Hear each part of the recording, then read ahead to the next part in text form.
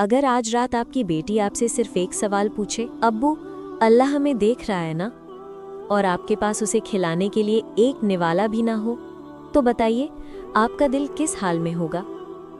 आज की ये कहानी सिर्फ एक बाप की नहीं है, ये उस यकीन की कहानी है जो भूख से बड़ा था। ये उस सब्र की कहानी है जो आंसुओं से भी भारी था।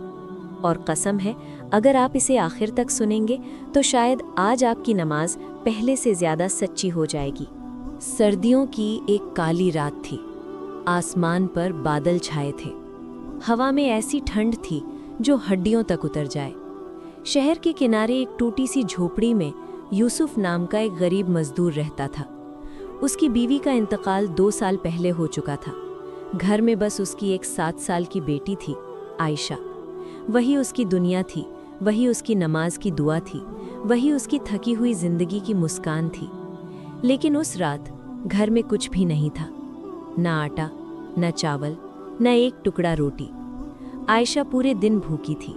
शाम को उसने धीरे से पूछा, अब्बू आज खाना कब मिलेगा? यूसुफ ने अपने आंसू छुपाते हुए कहा, बेटी आज अल्लाह हमारी परीक्षा ले रहा है, सब्र करो। आयशा मासूम थी। उसने कहा, अब्बू अल्लाह हमें देख रहा है ना? यूसुफ का दिल कांप गया। उसने आसमान की तरफ देखा और कहा, हाँ बेटी, वो हमें देख रहा है। रात गहरी होती गई, ठंड बढ़ती गई। आयशा ने अपने अब्बू के कंधे पर सिर रखा और बोली, अब्बू मुझे ठंड लग रही है, लेकिन आप रोना मत। अम्मी कहती थी जो सब्र करता है अल्लाह उसे जन्नत देता है। यूसुफ अब खुद को रोक नहीं पाया। वो बाहर निकला।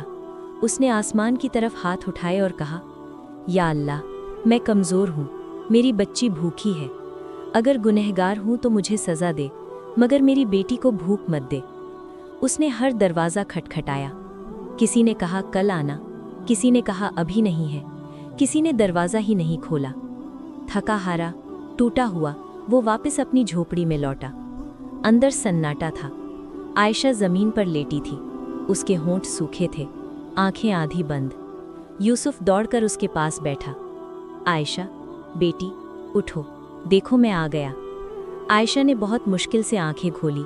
हल्की सी मुस्कान आई और उसने धीरे से कहा, अब्बू मैंने अल्लाह से कहा है आपको रोना नहीं है, मैं अम्मी के पास जा रही हूँ। अल्लाह हमें देख रहा है ना?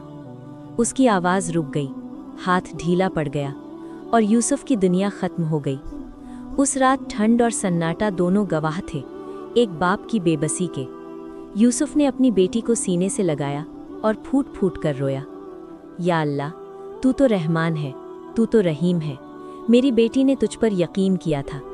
सुबह हुई, लोगों को खबर मिली, गांव वाले इकट्ठा हुए, सबकी आंखें नम थीं। लेकिन कहानी यहीं ख़त्म नहीं होती। जनाजे के बाद एक बूढ़ा आलिम यूसुफ के पास आया। उसने कहा, यूसुफ तुम्हारी बेटी भूख से नहीं मरी, वो तुम्हारे सब्र की गवाह बनकर गई है।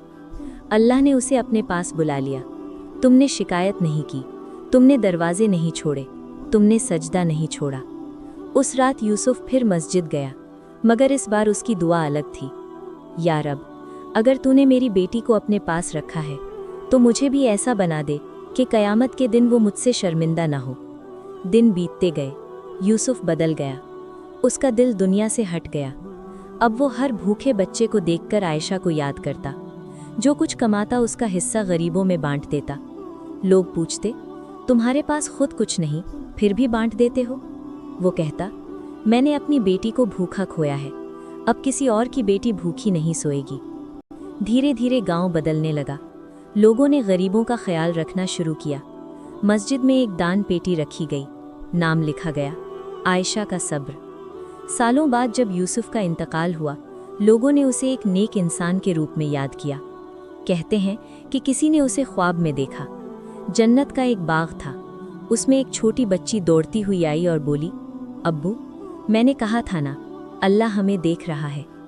इस वाक़ये की सीख, भूख सिर्फ पेट की नहीं होती, कभी कभी इम्तिहान की भी होती है।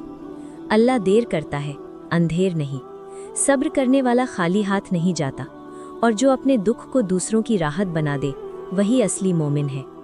अगर आप इसे सही ठहराव, दर्द भरी आवाज़ اور ہلکی نشید کے ساتھ پڑھیں گے تو انشاءاللہ سننے والا خود کو اس باپ کی جگہ محسوس کرے گا۔